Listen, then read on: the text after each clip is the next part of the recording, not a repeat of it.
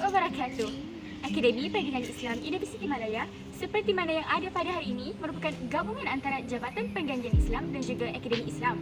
Sebelum ini, kedua-dua institusi tersebut merupakan institusi yang berbeza di bawah payungan Universiti Malaya.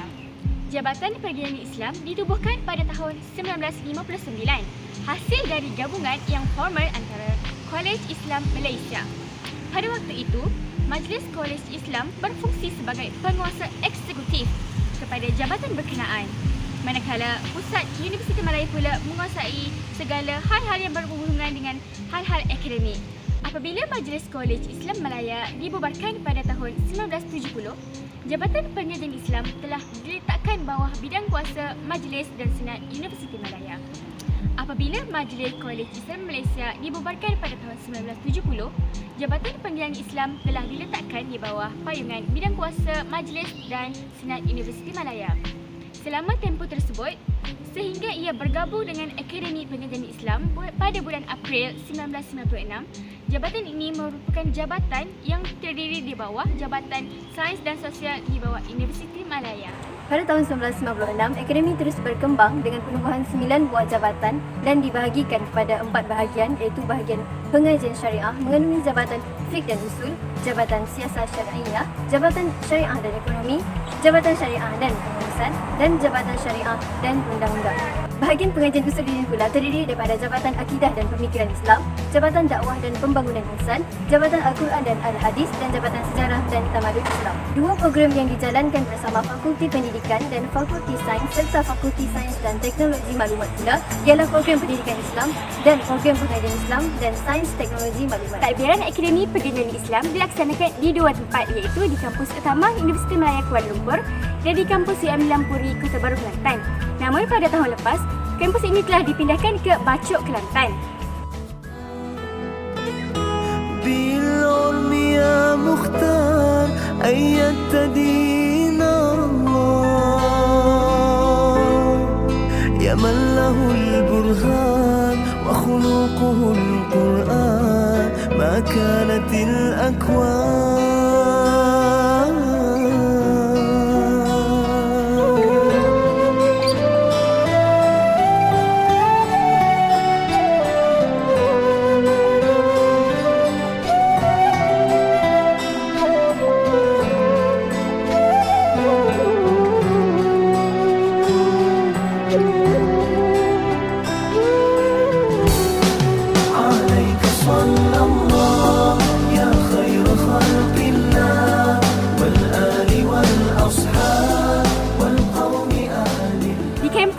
Pentadbiran dilaksanakan melalui 3 komponen utama, iaitu bahagian ijazah tinggi, bahagian ijazah dasar dan juga bahagian penyelidikan dan pembangunan.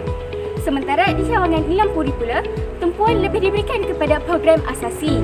Setiap bahagian pentadbiran di kampus utama, termasuklah di kampus Cawangan Nilampuri, diketuai oleh seorang timbalan pengarah yang bertanggungjawab kepada pengarah akademi. Jadi, marilah bersama-sama kita lihat secara lebih mendalam mengenai program-program asasi yang ditawarkan oleh pihak Universiti Malaya. Secara dasarnya, pihak Universiti Malaya menawarkan 5 program utama yang berbentuk asasi maupun program persediaan. Kita lihat terlebih dahulu mengenai program asasi yang telah disediakan. Yang pertama ialah program asasi sains fizikal, yang kedua asasi sains hayat, yang ketiga asasi pengajian Islam, dan yang terakhir ialah asasi pengajian Islam dan sains yang lebih dikenali sebagai APIS. Manakala program persediaan yang disediakan oleh pihak Universiti Malaya adalah 2. Yang pertama ialah program khas bahasa Arab ataupun lebih dikenali sebagai PKBA, dan yang terakhir ialah program persediaan ke negeri Jepun.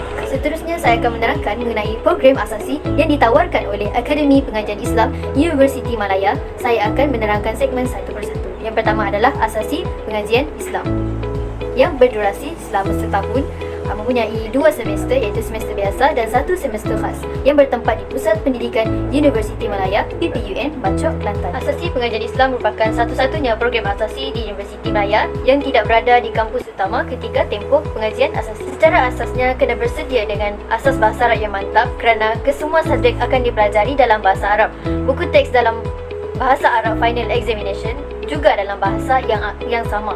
Akan tetapi, jangan risau, anda akan dibimbing oleh pensyarah yang baik hati dan tidak akan jemu mengajar. Antara subjek yang anda akan belajar termasuklah subjek pengajian Islam dalam bahasa Arab dan subjek bahasa Arab juga dalam bahasa Arab. Bagi subjek bahasa Inggeris, anda akan belajar dalam bahasa Inggeris dan juga pembinaan sahsiah dalam bahasa Melayu. Di kampus Bacok akan diadakan kuliah tafakuh pada waktu malam, Isnin dan Selasa akan belajar matan Ajrumiyah, matan Bina dan matan Abi Zujah. Akan diadakan juga aktiviti muntada dalam bahasa Arab dan bahasa Inggeris pada semester 2. Aktiviti ini hanya untuk menguatkan hubungan antara majmuah di samping mengasah bakat pelajar serta munazarah yang lebih dikenali sebagai debat bahasa Arab pada semester 3. Jangan terkejut, muka-muka munazarah biasanya akan mewakili UM ke Qatar di peringkat sarjana muda jikalau berlatih bersungguh-sungguh. Kebaikan mengambil asasi ini adalah anda akan mendapat tempat secara khusus, tidak perlu isi UPU sekali lagi di peringkat sarjana muda, akan tetapi perlu berebut untuk khusus yang diminati. Keburukan kelayakan anda hanya mampu menempatkan anda di Akademi Pengajian Islam atau Fakulti Bahasa dan Linguistik iaitu Sarjana Muda Bahasa dan Linguistik Arab. Antara syarat-syarat kemasukan program asasi pengajian Islam bagi aliran sains dan aliran sastera iaitu syarat am mestilah warga negara Malaysia, lulus peperiksaan sijil pembelajaran Malaysia SPM dengan mendapat sekurang-kurangnya 5 kepujian termasuk bahasa Melayu dan lulus sejarah. Syarat khasnya pula adalah memiliki SPM dengan mendapat sekurang-kurangnya grade B dalam mata pelajaran bahasa Arab atau Al-Lughah Al-Arabiyyah Al-Mu'asirah. Bagi aliran sains, mendapat sekurang-kurangnya grade B dalam salah satu mata pelajaran berikut antaranya pendidikan Islam, pendidikan Al-Quran dan As-Sunnah, maharat Al-Quran atau Al-Syariah, pendidikan Syariah Islamiyah, Hifzul Al-Quran atau Usuluddin. Dan terakhir sekali adalah tasawur Islam dan mendapat sekurang-kurangnya grade B dalam mana-mana 3 mata pelajaran berikut. Dan mendapat sekurang-kurangnya grade C dalam mata pelajaran bahasa Inggeris. Bagi aliran sastera pula, mendapat sekurang-kurangnya grade B dalam mana-mana 2 mata pelajaran berikut antaranya pendidikan Islam, pendidikan Al-Quran dan As-Sunnah, maharat Al-Quran dan Al-Syariah, pendidikan Syariah Islamiyah, Hifzul Al-Quran atau Usuluddin dan tasawur Islam, dan mendapat sekurang-kurangnya grade B dalam mana-mana 2 mata pelajaran berikut.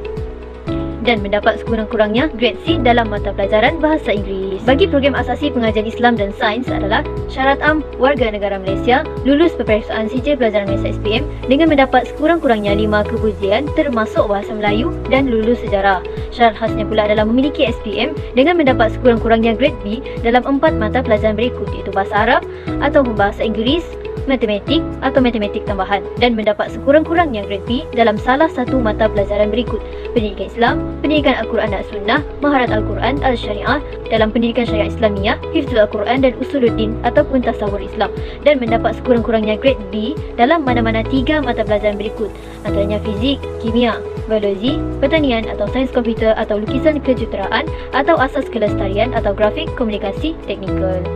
Syarat kemasukan ke peringkat sarjana muda di Akademi Pengajian Islam bagi program asasi pengajian Islam dan sains iaitu APITS dan program asasi pengajian Islam Pusat Pendidikan UM Bacok adalah seperti yang berikut.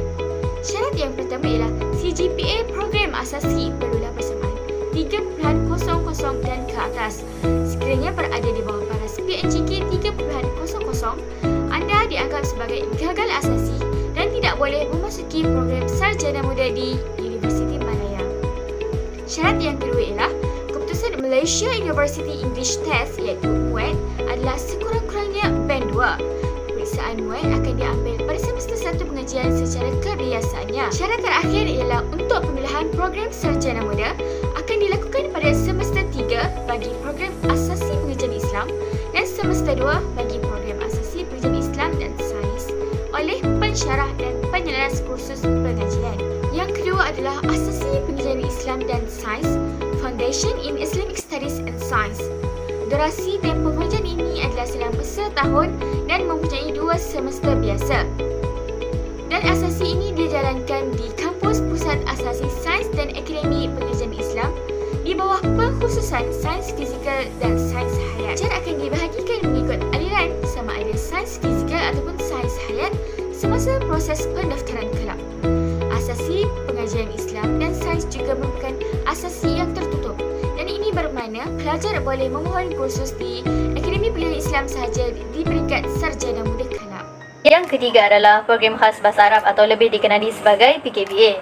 Berdurasi selama setahun, mempunyai 2 semester biasa, bertempat di Pusat Pendidikan Universiti Malaya atau lebih dikenali sebagai PPUM di Bacok, Kelantan. Terbuka untuk pelajar Sabah dan Sarawak. Program ini adalah khas kepada pelajar Sabah dan Sarawak sahaja. Akan tetapi, jika ada anak kelahiran Sabah atau Sarawak ataupun menetap di Sabah atau Sarawak atau mempunyai ibu bapa yang kelahiran Sabah atau Sarawak, anda boleh memohon PKBA. PKBA merupakan satu kerjasama antara pihak UM dan pihak negeri Borneo. Lazimnya, pelajar PKBA akan ditempatkan dalam program Sarjana Muda Pendidikan Islam pada peringkat degree kerana tujuan utama PKBA ditubuhkan untuk melahirkan lebih ramai tenaga pengajar ilmu agama untuk mengajar di Borneo selepas tamat graduasi. Akan tetapi, ada juga beberapa kes di mana pelajar menolak Sarjana Muda Pendidikan Islam dan tidak mendapat tempat akan kerana kuota terhad dan sebab tersendiri. Secara asasnya, anda akan berada dalam PKBA selama setahun dan terus ditempatkan dalam program asasi pengajian Islam dan seterusnya ijazah sarjana muda. Untuk memasuki program ini, bukan melalui UPU, akan tetapi melalui temuduga khas dan hebahan di portal rasmi UM. Peringkat pemilihan adalah berdasarkan temuduga dan ujian bertulis khas. Kebaikan program ini anda akan ditaja oleh kerajaan negeri masing-masing dan akan mendapat allowance. Bila memasuki asasi pula, boleh mohon allowance daripada Kementerian Pengajian Tinggi KPT. Selain itu, pelajar akan lebih mendalami ilmu bahasa Arab dan penguasaan yang tinggi berbanding pelajar asasi. Pelajar Borneo boleh memilih sama ada mahu memasuki PKBA atau terus memasuki asasi. Allah Allah aghithna ya Rasulullah. Sekian sahaja dokumentari daripada kumpulan kami. Saya Nurul Fadina Aula binti Waili. Dan saya Sufiani binti Zulkifli. Sekian, terima kasih. Abdul